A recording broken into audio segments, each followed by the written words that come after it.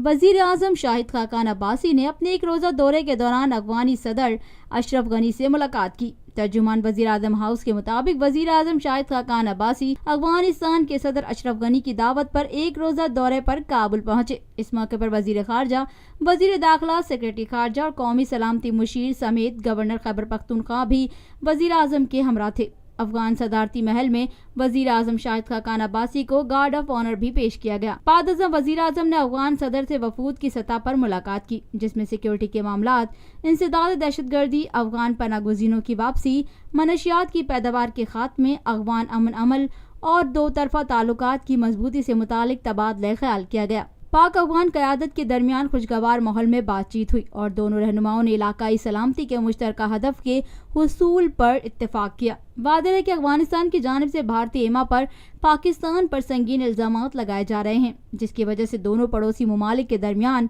ताल्लुकात सर्द महरी का शिकार हैं। पाकिस्तान भर में नुमाइंदगान का वसीम नेटवर्क, हर खबर जानने के लिए देखते रहिए TNN TV।